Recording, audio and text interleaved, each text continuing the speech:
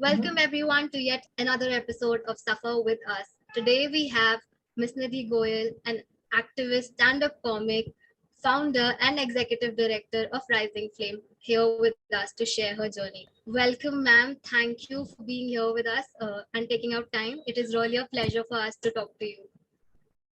Thank you so much, Noreen. Really happy to be speaking here and connecting with everyone virtually. Yes, ma'am. Everything starts with a mere thought. When did this thought and how did this thought of taking up stand-up comedy as your career come up? And did any incident led to this, or was it just a thought? Actually, stand-up comedy is not my primary career. So I basically would like to begin with a journey where the whole social change became a thought, right? Where I wanted to bring social change. Because if you look at my comedy as well, it's a tool for social change. It's a tool for changing mindsets, for challenging stereotypes on gender, on disability, and so on and so forth, right? And this whole idea of social change was actually shared with me by someone. When I was 15, I started losing sight. And so I think I was 16 or 17. And I was really struggling with where should I go? What should I do? That's when my spiritual guru, Shri Guru Dr. Balaji Kambi, he basically sat me down and he said, "You're looking at only, I think you need to start looking around." It's ironical because I was losing sight and somebody telling me to look around me, but it also meant that be conscious of what's around you, right? And he said you would realize how privileged you are. You would realize what needs to be done.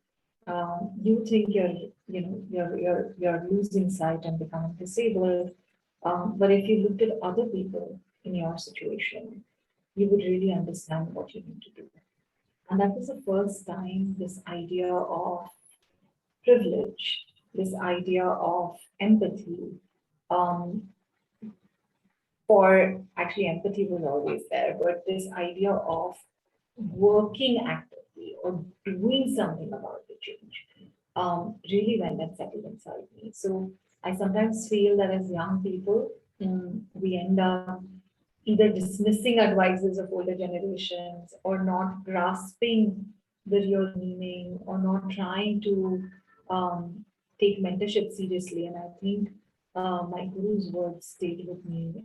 And that really, and I realized what he meant only after a few years, the more I interacted with the community, the more that I saw that infrastructure around me was inaccessible, educational systems were not equipped to support students with disabilities, reasonable accommodation wasn't even a term, and socially disability was more a curiosity and an alienating factor.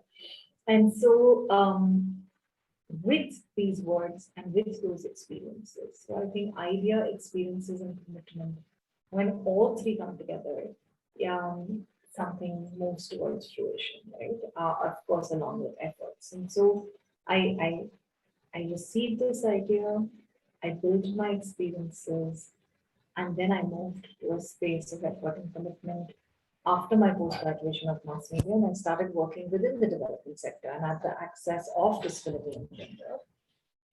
And while I was building all of this, right, I had these experiences, which were hilarious because non-disabled people would have such questions around persons with disabilities, around how would you eat? Do you want water? Would be a question asking, to be asked to someone who's accompanying me, which was really, I found it extremely silly. And so I think I put this collection of silly things that I found, or things that I laughed at, experiences around me. And people really think, saying, "Oh my God, it must be so painful." And I'm like, no, it's not always painful. Sometimes or most times you're just laughing at the ignorance of the non-disabled folks. And so I put it in a stand-up comedy, and that's when my journey began. But much later than that is in journey. Yeah, I get it. Totally understandable how it feels, and all of our experiences make up comedy. All of what we go through, it makes a comic set in itself of all the experiences that you go through, I'm sure. And that was a great beginning of a journey, I'm sure. And ma'am, I would like to ask the next question, which is, when you were first diagnosed with this irreparable eye disorder, what were your feelings about it at that time, at the tender age of 15, and was how was the family reacting to it? Um, so when you're diagnosed, you don't really have the full impact of what your life will look like, right? You may have a filmy imagination, or you may have an imagination from the stories that you see, because disability is not a common story that you see, right? How many folks know lives of disabled people closely? What does a life with a disability look like, right? We don't have an idea. In our families, we may have two, three, four non-disabled folks. Our neighborhood, we may have 50 non-disabled folks. In our schools, we may have 500 non-disabled folks. What's the ratio of these disabled lives that we see? Very minuscule. So you really don't have an idea of what disability and life ahead looks like. So I had no idea what disability and life ahead looks like, in spite of the fact that out of us three siblings, my eldest sibling, my brother, is also disabled. And so, but being a sister or a sibling of a disabled person and being a disabled person oneself is again very different, right? And so for me, it was more a moment of, okay, I don't know what this looks like. And that's a problem. Like, where do I go finding what I could do? How do I process this journey? How do I build this journey? And I think the most difficult piece for me at that point was that I was training for over 10 years then to be a portrait painter or to be a fine artist, right? And that couldn't happen. For me, that was a bigger um, sort of moment of pause, because that was when I felt lost and saying that, okay, I prepared for an ambition, I had an ambition, and now what do I do with it? And I think coming out of that took me a while, right? We often also don't give ourselves enough time or the correct means and tools to process any kind of loss, any kind of shift and change in our lives, right? We hesitate from creating networks of support because at that age we don't understand what peer support looks like. We are not anyone's peer support, are we? So I think at that time, what would have really helped was building a network of support. Well, having said that, I think I could only flourish because I had a very supportive family. And very supportive family is like an understatement, right? They stood by me every step of the way. They stood by me when I was lost and I didn't know what I could do, and so they nudged me in the direction that they thought could be best. Then they nudged me to find my space. So even if I took a year or two extra to understand where I wanted to reach and what career I wanted to pursue, they never created that pressure of time. They never created that pressure of proving myself. They did not want me to prove myself to anybody. They only wanted me to do things, the thing that I wanted to do.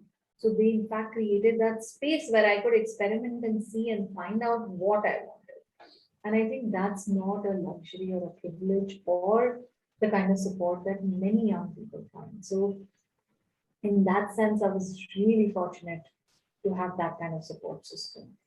I had a very interesting friends network as well, who were okay and who gave me that space, saying, okay, you're losing sight, we'll support you. We'll read out accounts for you. We'll hold your hands on traffic signals and help you cross, right? And I think that again adds to the empowerment and adds to the journey of how you negotiate disability. And then you slowly, and I was continuously losing sight. And I think that was very interesting for me and very like a thing that you hear that change is the only constant, but when you're losing sight or when you acquire a disability which is progressive, degenerative, you literally live that, right, every day. Because one day you could cross the street and next day you're just saved by I don't know, by a sliver from meeting like the worst accident of your life. To a third day, you can see currency note. To a fourth day, that you have to hold it like 4 inches closer. To a fifth day, where you would mistake a 5 for 6, and to a sixth day, where you couldn't see numbers at all. So that change was the life. The thing was so dynamic that I think a lot of my energy then, as a young person, was taken to just cope with this dynamic piece of my life. To be a young person, but also to then adjust continuously to the shifting landscape.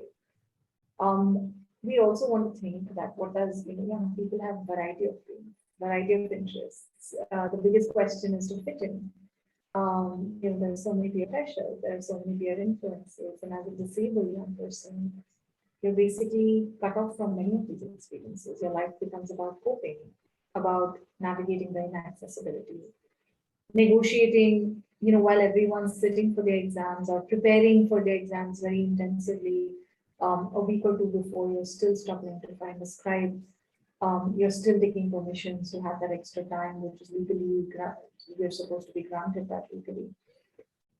So I think it's extremely, the negotiation and the time and effort that it takes to do the same things was what I was learning and that in that period of life. So it wasn't easy, and I wouldn't paint a rosy picture saying, hey, I just dusted and I moved on. No, I did not. It took me years to learn how to live with this disability, to negotiate and to give my best from that. Yes, ma'am. Absolutely. I'm sure it must not have been an easy change. It must have brought life to a standstill at that time. But Not a having a friend, standstill, a not new stand, learning. That's what I'm saying. It's a new not a journey. standstill. It's a new journey. Absolutely. It's a journey of learning and relearning, learning and unlearning, right? Because you learn a Absolutely. certain way to walk, and then you're like, okay, now I can't see, so how do I walk? You learn a certain way to read, and then you're like, okay, now there's a new way to read. So I think learning and unlearning is what you should call that journey, rather than a journey of standstill. Absolutely, ma'am. Ma'am, difficult paths become easy when you have support of friends and family. Them just being there, supporting you when through difficult time is just tremendous and helps us grow in so many ways. It's really great to have, and many people are unfortunate that they do not have this kind of support. It's great that you had, and it shows that where you reach today. And ma'am, I would like to know that, as you know, that society has developed certain kind of notions towards disabled people. They always want to give advices, and they have certain preconceived notions which must have been subjected to you as well. Did they ever bother you in any way, or if yes, Yeah. how did you overcome that? Sorry, I'm trying to think of a funny and a not funny incident, but I think I really ask this question: who makes up the society? And we do, right? For us to first recognize who's behaving in which way.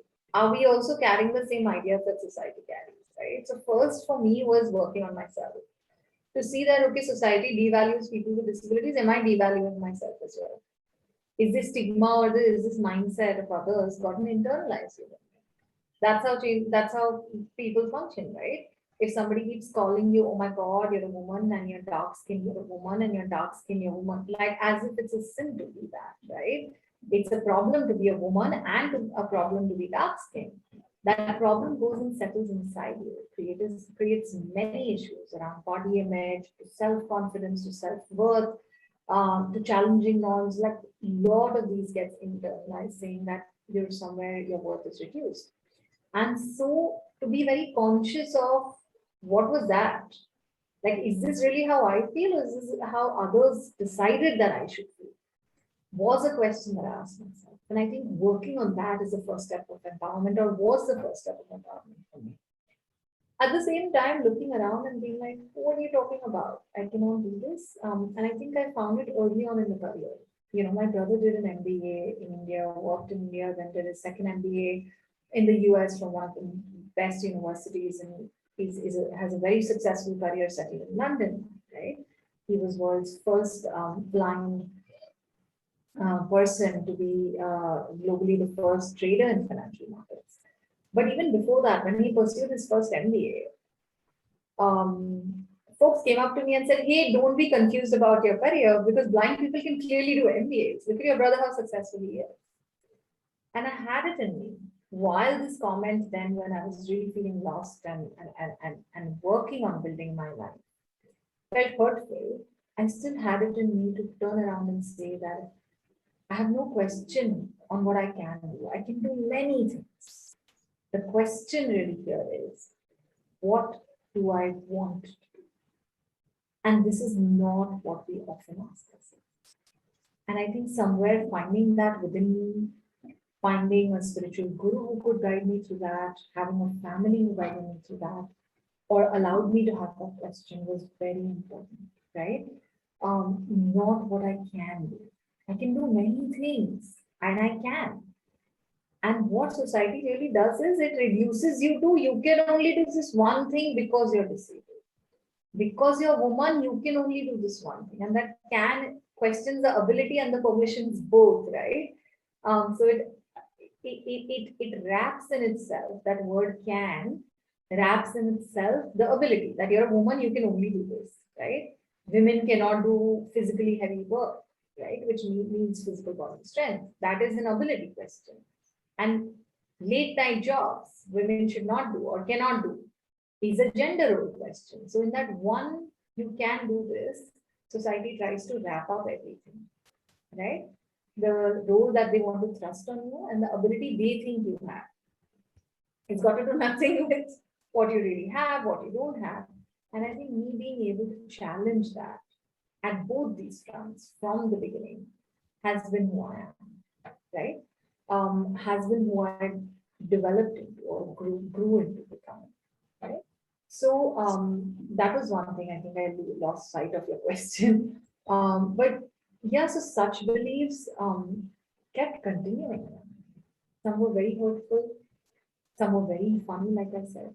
Um, I would walk into an office and people would already be inspired, saying, "You're so inspiring." And I said, "I literally just walked into the door and I sat on the chair. I haven't even introduced myself. What is inspiring about me, right?" So the ability to even question and not get flattered, and this was something that really helped me because I did a post-graduation in mass communications and media. And that course really helped me to understand that if you don't let someone's criticism or stigma or stereotype impact you, you also cannot let their ignorant flattery or compliments affect you, right? And I'll tell you examples of both. When I wanted to join this course, I was invited a few days before the entrance exam. And the head of the department basically sat me down and said, "You cannot do this course. You're blind. What do you even imagine that you could do? Why would you want to do media? Media is such a visual medium. It has documentary, it has advertising. So instead of saying, hey, it was interesting that we found out and we would like to explore ideas of how you could do this course. The question was that you cannot do this course, which only stopped because I asked, are you saying legally I cannot apply to this course? And that's when they said, no, you could apply. But there was a heavy critique, a heavy judgment already before I joined the course. I was even told that nobody's here to bear your baggage. This is a very competitive course and nobody can take your baggage. Assuming that I had a baggage because I was disabled. Right? Many people in life come with baggages. But disability will be a baggage. It's not something that can be assumed. Right? But I was told that. And then when I started performing, I got through the course, blah, blah, blah happened. I started performing, right, in that course, and my performance was quite good. And then suddenly I was elevated from this good for nothing, potential student who would absolutely confidently not get into the course to this inspiring person from whom the entire class should learn. And my motto to survive that and has been in life is neither let the ignorant behaviors make you feel quote unquote pathetic about yourself. Let it not reduce your self-worth. And don't let them inflate some kind of artificial ego. Don't start thinking you're inspiring just because you're doing what other students are doing. Right? While leaving that space for yourself to acknowledge your struggles. It's a very, very difficult journey. Right? While I want to say I was on equal footing and I'm a student and treat me like anybody else, it was a fact that other students, their lives was really easy because they were given printouts of notes or age-old textbooks printouts saying that, hey, these are chapters from different textbooks, which you should refer to for this particular subject. And I was given those printouts, and I had to go and spend money and find a typist who could type it because they couldn't even be scanned. They were really old photocopies with like blackish grayish tinge. What I'm trying to say is that I do not want to dismiss the additional layer of effort, the additional layer of stress, the additional layer of time and energy and money spent on making things accessible by disabled people. And that's where we need to pause and question the structure and systems and universities and life and corporates ahead, saying that why are we making this so tough for disabled people? Why can't we create that level playing field? But this is how I negotiated a lot of the good and the bad things that were told to me by society, the hurtful and flattery things that were told to me by society. And then I also did stand-up comedy. So I performed and then they sat in the audience and they were like, oh my God, we behaved so badly. Absolutely, ma'am. It clearly shows that only you can decide your worth. No one else from outside can come and tell you what you are capable of and what you're not. No one can stop a self confident person who has a zest for working hard. It's absolutely very, very great to know that it inspires me that I can also do anything I want if I have the zest for it and I work for it. And the next question I would like to ask is that we all have our ups and downs, we have our highs and lows. There are times we feel like giving up. There must be times with you as well that you can't do it anymore, that you feel like giving up. What keeps you motivated at those times? And how do you go about it? Oh, to be very honest, I can tell you many things. I think the overall approach that I've developed, the overall way that I live life, so approach around what I just shared of not letting the harmful and the flattery things impact you, or even if they impact you, giving yourself that space to come into it. But I think what helps me in my everyday life is centering myself, is having a routine, is meditating every day, is smiling to my family and looking at how fortunate I am, keeping in mind my privileges, uh, of sitting down and having a circle of support in terms of friends and colleagues, and being okay to be vulnerable. I think very often as disabled people or as anybody who's succeeding in life, there is a huge, tremendous pressure to be like this super personality, right? Like how do we describe super women? We say, oh, this woman who could do everything and not break down. But why couldn't she break down? Right? Why couldn't she have her moments of weakness? Why couldn't she have her moments where she wants to give up and have that space, right? So I think, or articulate her difficulties. What is this celebration of hide your difficulties? Don't tell anybody. Just keep going, keep smiling. Never, never, never, never be vulnerable. I think that's a practice that I don't do. I find my space to be vulnerable. I find my space without harming others. And I've developed this over a period of time that when you want to share or crib even, you have to think of other person's mental health or well-being. When you're articulating your own struggles, you have to be mindful of the spaces that they are in their own life and mental health. And so sharing where it could be done, expressing vulnerability where it's possible, taking some time off, but most importantly, meditating and trying to keep a realistic and optimistic outlook, and a combination of the both. I never say I'm absolutely optimistic. I'm positive. Everything will happen. I never say that. I say I have a pragmatic optimistic or a realistic optimistic outlook. So I think all of this helps me in keeping it together. But I do want to say that friends, mentors, family, your own community, whatever that means, right? Community does not mean religious community, it does not mean caste community, it does not mean ability community. It means whoever feels like community. Being connected with them, which also means giving on time, right? It's not like, Ari, all these people are there, they should only look after me or they should only support me. Creating circles of support and being parts of circles of support. So learning from other experiences, also puts things in perspective. and helps you cope with things. And those are the things that I do. I'm sure nobody is all goody goody all the time. We have our lows, but we have to get going about it, about life. And all these things that you mentioned surely help us to get through difficult times. Ma'am, I would like to ask the next question, which is you've been working in the areas of gender and rights. In your opinion, what is the most effective way to change the perception of people towards women with disability? There's no one effective way, first of all, but the most pervasive tool that can be used that spreads quickly and is very influential is the media. For reaching certain audiences, social media, but really media and the stories that we see in books and films and everyday soaps and on Netflix or wherever else, right? It's the stories that we see. That's one of the far-reaching methods. I wouldn't say the only and the effective. There's legal advocacy, changes in laws, changes in policies, running awareness campaigns, many things that you can do. But let me pose a question or give you an example here. We will, we are hoping to publish the book on it.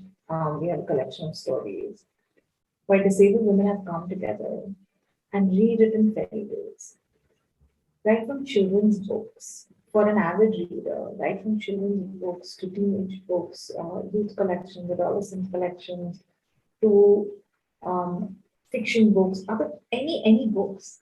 How many places do we see disabled protagonists? In Bollywood, how many quote unquote usual stories do we see disabled protagonists? Unless it's about a disability, it's different. But out of the number of films, how many places do we see disabled protagonists? Not everywhere. And I think that once that shifts, so we ran a whole creative writing workshop at Rising Flame, the organization that I head. And we now have stories where Ugly Duckling is autistic, right? It's the story about an autistic duck. The protagonist is autistic. Snow White is deaf. And so what does that look like? Right? Yeah, Rapunzel is in a wheelchair, uses a wheelchair. And so what does that tower signify? What is her journey of finding happiness? And so everyday life stories, when they shift, that would be a huge tool in creating shift in people's perceptions. Great, ma'am. As you mentioned about the book, I'm surely looking forward to it. And I'm excited about it. The next question is that any advice or anything that you would like to tell your younger self, you wish your younger self knew that you are aware about now, or any life lesson basically. My younger self needs to know that you could just chill in life. Life sorts itself out. No, on a serious note, I would have told my younger self that link up with the community sooner. Understand what this life with blindness looks like. It's okay to take that time to go. It's okay to take that time to negotiate life. It's okay to work towards a dream and then have to shift the dream. Um, you're capable and you can, and you will enjoy doing much more than what you think at that point, right? That mentors and communities and guides are very important as we go forward. Connect with people, understand stories, build empathy, reciprocate, love, learn, and live happy. Absolutely, ma'am. That is one wonderful piece of advice that everyone, not just your younger self, that everyone listening to this interview should adhere to. It's absolutely amazing. Ma'am, now you founded an organization, Rising Flame, where you enable and empower people with disabilities. How did how did the idea of enabling and empowering people strike you? And tell us something about Rising Flame. So you go back to when I was 16 and the story that I told you, right? That's when I'd taken a note that what my guru was saying made so much sense. And I would someday work towards this. And that someday came um, a few years later, and I started working with other nonprofits. When I was working with other nonprofits at the intersection of gender and disability, I basically thought, what is happening? There's so much more that needs to be done. There are so many more linkages that need to be drawn. There's so much more to be done on who is changing the world, right? Change needs to happen, change needs to happen. Who should bring this to? And so the seeds of ideas of Rising Flame was so much before, I think in 2014, 15. But Rising Flame officially, and I remember talking about Rising Flames and the programs that it's going to run in 2016 in conferences. Finally, in 2017, I founded Rising Flame, and I've been very fortunate to have remarkable team members.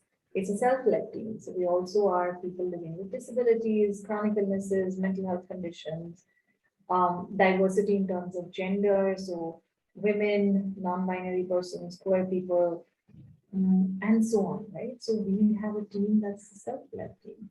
We have a team that is an empathetic team, and everyone who's come on board, gone from the teams. We've just had this journey where we together want people with disabilities, particularly women and youth, to come forth and be the leaders of tomorrow, for them to become the self-advocates, who would then change the world, right? So we want to support them so that they can support themselves and others like them.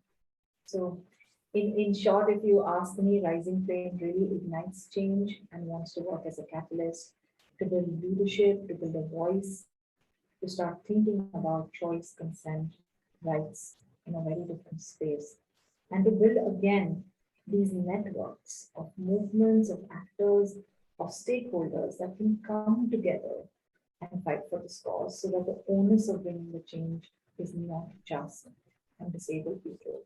It's a better society that we want to make, and it's a responsibility of each person to make it happen. Absolutely, ma'am. Ma'am, as you mentioned earlier, that comedy is a tool of your activism. Uh, and surely good comedy can show up a mirror to the society. And where do you think is the potential of comedy in bringing a change in the social norms towards disability and beyond? Where does comedy play a role here? People hear you, right, when you're a comedian. They laugh and they remember. So while you're trying to bring a change, they don't feel attacked. They find it very funny, but they reflect on it, right? And this is what happened after my first show in 2015, December. I think that's when I started performing.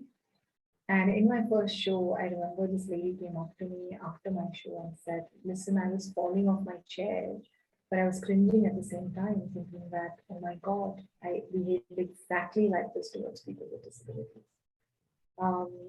And I thanked her and I said, thank you, you sealed this for me. It's made me sure that I want to continue stand-up comedy from there. Surely, ma'am. Change comes out of uncomfortable situations. When people get uncomfortable, they self introspect and then they see what they've been doing, and then there's a change in the mindset for sure.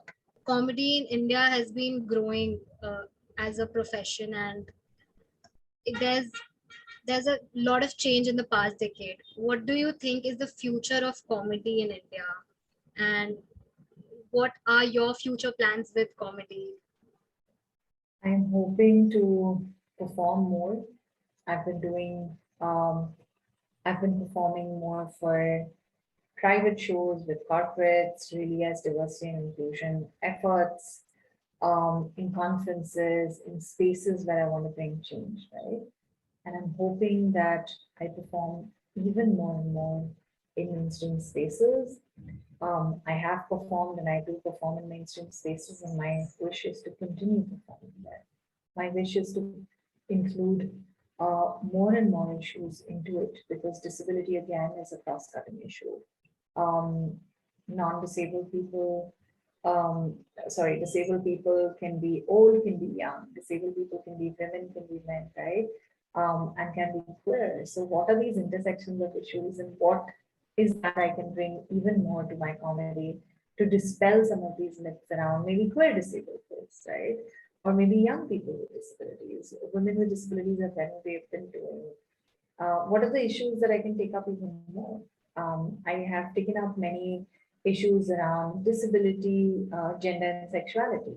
But what are more issues that I could take up in my stand-up comedy? Right? Is what where I want to be, but I definitely want to make it more and more mainstream and perform in more and more clubs.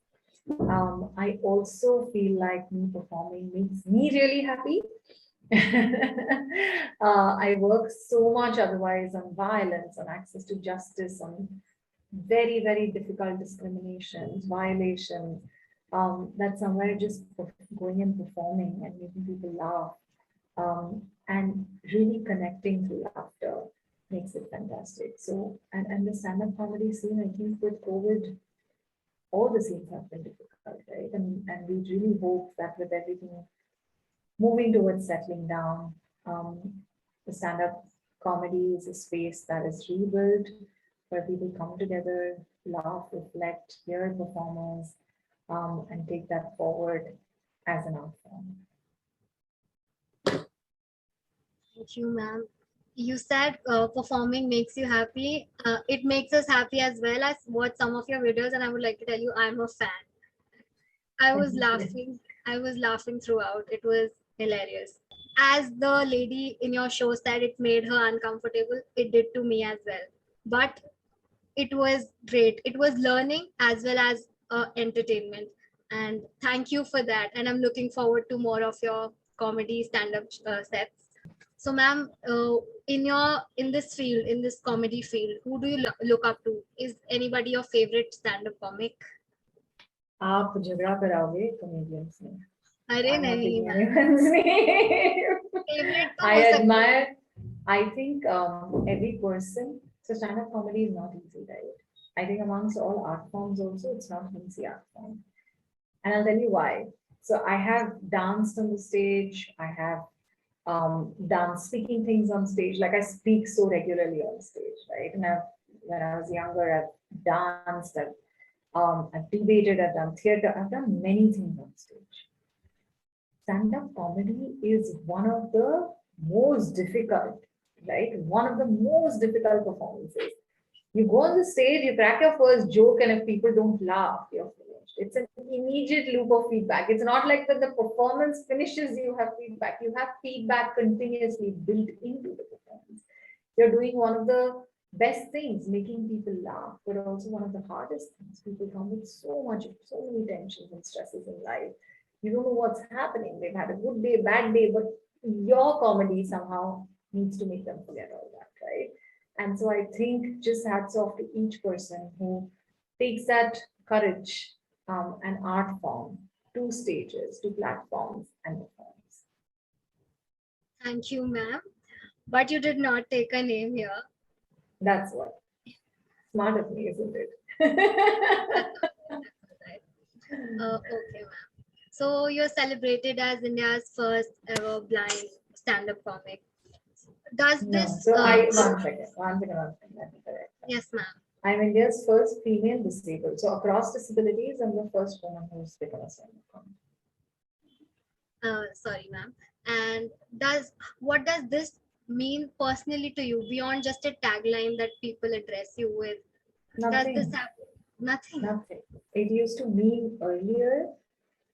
Of course, you're the first, and you're like, oh, and that also some journalists pointed out. I had never processed it as that way, right?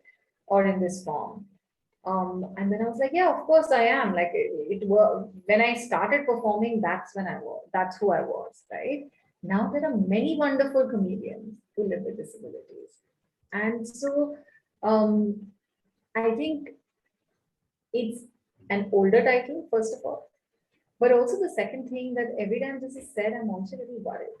Because I'm like, why should have the first female or first woman who was disabled, who performed, was in 2015, while stand-up comedy picked up in India so many years ago. What does that tell us about spaces and professions? What does that tell us about opportunities? What does this tell us about who gets the freedom to think and perform. We think disabled people are not funny, or they are, right? They're not performers, of course they are. But why was this area unexplored? Was it about being a woman? Was it about being disabled?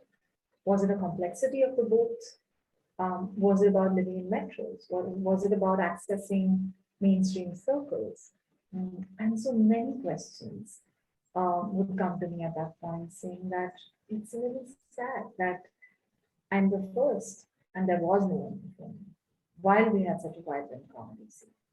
So I think it brings very much experience. All right, ma'am. There's definitely need for more welcoming environment for people with disability. There needs to be a equality and a safer environment where they feel welcome and not someone who is looked down upon. And that totally agree with you on that. So, ma'am, a lot of your recent work has been around the intersection of disability and sexuality. Could you talk about what led to you to explore this and how have you been going about it? So actually, when I started my activism exactly 10 years ago, I think, um, I wanted to work at the intersection of disability and gender. So I started working with a women's rights organization who wanted to work for and with women with disabilities. And there, I basically, discovered and learned that this intersection of disability, gender, and SRHR, as it's called, right? So sexual and reproductive health and rights, or sexuality, were really not areas that were being spoken about. 10 years ago, and landscape has shifted much from then. 10 years ago, it was really a lot and only about access, and access also in terms of like infrastructure and other accessibility, employment and education.